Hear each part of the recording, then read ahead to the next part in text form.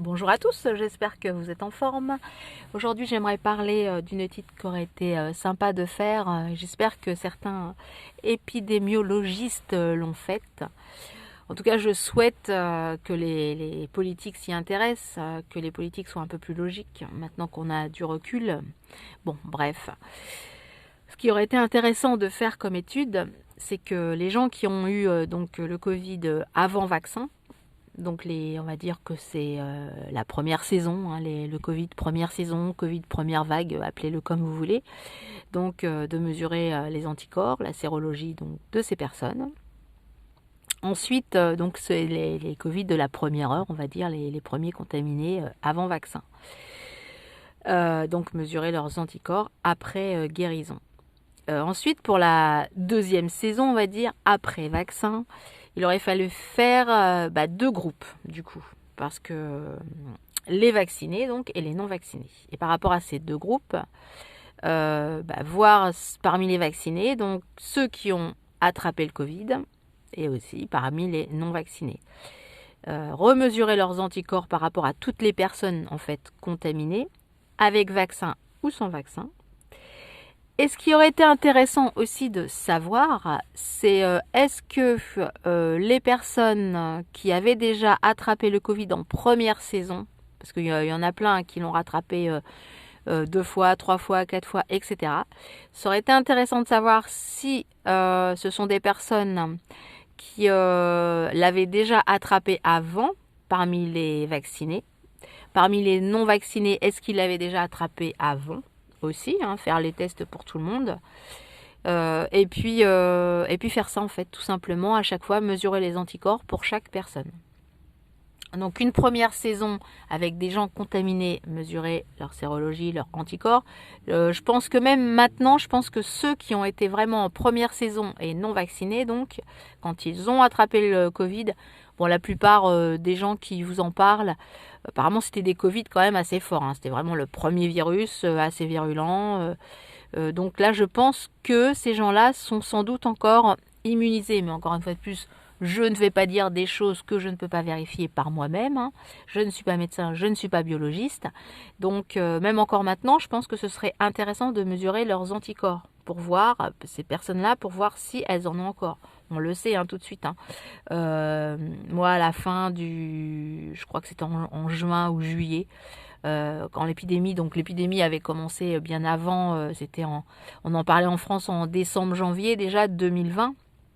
Janvier 2020, mais en Chine, hein, ça avait déjà commencé avant, en Chine et peut-être même ailleurs d'ailleurs. Bon, enfin bref, donc si on entend, parce que c'est beaucoup de plus en plus, hein, beaucoup disent que les anticorps peuvent rester plus d'un an, voire 2 ans pour certaines personnes, voire même plus. Bon, il y en a même qui, par rapport à des coronavirus, hein, il y en a qui apparemment ont fait certaines autopsies hein, sur certaines personnes, les coronavirus, hein, peut-être pas le Covid d'aujourd'hui, mais des coronavirus quand même. Et ils ont montré que même 10 ans après, il y en a certains qui ont encore des anticorps, quoi. Bon, en fait, ça, c'est comme certaines maladies. Hein, si vous avez pris un vaccin, vous avez que des rappels tous les 10 ans, etc. Donc, ce qui aurait été intéressant, et même encore maintenant, je pense, ceux qui donc ont attrapé le Covid de la première vague, mesurer leurs anticorps après leur guérison, et même encore maintenant. Je pense que ce serait intéressant. Donc ça, c'est une chose. Ensuite, donc ce sont des personnes avant vaccin, je précise bien. Les gens après vaccin. Donc là, il y en a plein, par exemple, qui... donc déjà, voir si après une première dose, combien ont été contaminés. Après la deuxième dose, combien ont été contaminés. Si parmi ces personnes, ils l'avaient déjà attrapé avant. Après la troisième dose, est-ce qu'il y a eu encore des contaminés? Là, il y en a beaucoup, hein, surtout sur les troisièmes, là, il y en a beaucoup. Il y a beaucoup de contamination. Donc, savoir s'il avait déjà attrapé avant, si oui, si non, etc. Et cocher les cases, hein, et voir si c'est la deuxième fois, la troisième fois, etc. Et remesurer leurs anticorps. Évidemment, ça, c'est intéressant. Et donc, faire ça pour tout le monde. Et si parmi les premières vagues, avant vaccin, est-ce que parmi ces vagues-là, il y en a qui ont rechopé le virus alors qu'ils n'étaient pas vaccinés, justement? Ce serait intéressant de savoir. Parce que c'est là où, justement, on va mesurer des défenses immunitaires naturels, des anticorps, etc., etc.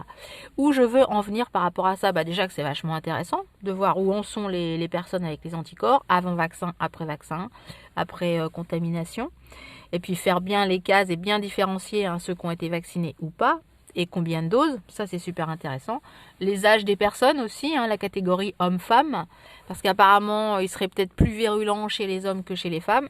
Encore une fois de plus, c'est peut-être pas une généralité, mais en tout cas, voilà quoi. Et donc faire cas par cas, faire des expériences, tout ça pour en venir où, mais ça je l'avais déjà dit il y a quelques temps, pour encore une fois de plus, ce qui est intéressant, c'est de mesurer les anticorps. Et c'est pour ça qu'il y a des personnes, je pense, qui étaient peut-être faibles au départ et devant certains virus, effectivement, faire un vaccin, ça ne peut qu'améliorer et non pas baisser. Alors que pour certaines personnes qui ont déjà tout ce qu'il faut au niveau des anticorps, leur refaire un vaccin qui va leur apporter quelque part, on va dire, soit une surdose, entre guillemets, d'anticorps, parce que c'est pas comme ça que ça s'appelle, mais en tout cas, leur apporter des choses dans leur corps qui ne sont pas bénéfiques pour eux, dans le sens où ça fait comme une overdose, en fait. C'est comme si vous preniez trop de sucre. À un moment donné, le sucre c'est pas bon, prenez trop de chocolat, tout ce que vous voulez, trop, à un moment donné, c'est pas bon pour le corps, tout simplement. Trop de sport, trop de flotte, trop de même l'eau, l'eau qui est très bonne, qui est très très bien. Si vous en buvez 5 litres par jour, c'est pas bon non plus. Donc voilà, ça c'est intéressant à faire, intéressant, intelligent, et on va dire là c'est plus une question de santé. Maintenant surtout qu'on a du recul, on voit bien que là toutes les contaminations, bon évidemment il y aura toujours des gens qui seront un peu plus malades, mais ça c'est comme une grosse grippe, une grosse bronchite. On voit que quand même les variants, petit à petit le virus il s'atténue, il devient de plus en plus faible, même si bien sûr faible au niveau symptômes, mais peut-être pas faible au niveau contagion. C'est sûr qu'il contamine très facilement. Mais bon, un rhume, ça se propage très facilement aussi, une gastro aussi. Après, on l'attrape ou on l'attrape pas, mais c'est quand même des virus qui sont très contagieux et pas graves, évidemment. Donc voilà, ce serait intéressant de faire ça, même encore maintenant, pour, je vous dis, des personnes qui ont été contaminées il y a déjà un certain temps. Là, c'est super intéressant à faire. Et puis là, on pourrait parler de santé publique. Alors on va me dire, ouais, mais ça coûte trop cher de faire ces sérologies, de faire ces prises de sang, etc., etc. Alors moi, je vais vous répondre tout simplement. Quand vous avez un gouvernement qui est prêt à mettre 160 millions d'euros pour juste faire une étude, une commission sur comment faire pour mettre des fonctionnaires au télétravail ou en visio, tout ce que vous voulez, faire une étude pour ça, entre guillemets, pourquoi parce qu'en fait l'étude elle est faite par le fils de truc bidule qui est en fait en place actuellement au Grand Conseil, je ne dirai pas le nom, mais en gros c'est ça. Donc on file du fric, on file de l'argent à une personne, et l'argent, si encore c'était le portefeuille privé de la personne, elle fait ce qu'elle veut avec son argent. Mais là encore, c'est nos impôts qui payent cette commission qui ne sert strictement à rien. Ou alors, moi, je veux bien la faire, la commission, l'étude. Comment faire du télétravail ou de la visio à des fonctionnaires. Ça ne doit pas être plus compliqué qu'une simple entreprise, même s'ils sont beaucoup plus nombreux. Enfin bon, il y a des choses quand même, c'est aberrant. Et il y a des choses surtout plus importantes.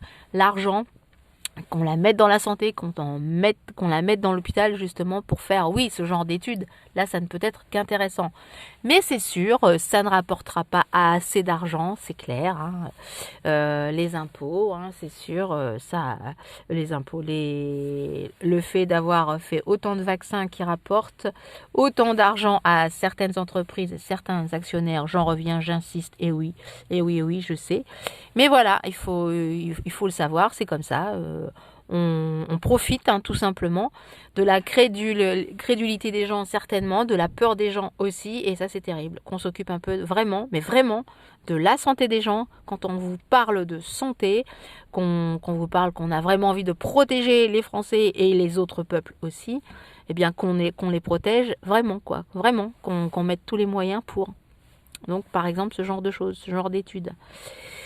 Vous me direz, c'est facile de critiquer, je sais, mais il y a plein de gens, il y a plein de médecins, de vrais, entre guillemets, médecins, des épidémiologistes qui existent, qui sont vraiment dans leur travail tous les jours, qui peuvent faire ce genre de choses, qui ont envie de le faire, parce que ça fait partie de leur métier, c'est leurs envies. Et malheureusement, soit on les empêche, ou on ne donne pas le budget pour, justement, on préfère mettre le budget ailleurs. Et ben c'est là où ça ne va pas. Donc voilà. Donc, anticorps, sérologie, demandez l'âge, vous pouvez le faire, faire une prise de sang. Moi, au tout début, je l'avais fait, pour savoir si je l'avais attrapé ou pas. Non, je l'avais pas attrapé. Bon, j'avais pas eu non plus de symptômes, seulement des mal de tête, un peu plus des fois, mais bon, voilà. Mais en tout cas, je l'avais pas attrapé dans cette première saison. Et donc là, comme du coup, quand on l'a attrapé, là c'est intéressant de faire une prise de sang pour voir la différence des chiffres. Il y a tout simplement des chiffres. Et c'est sûr que quand vous passez de 20 à 3000 et quelques, là vous voyez qu'il y a une réelle différence. Enfin voilà.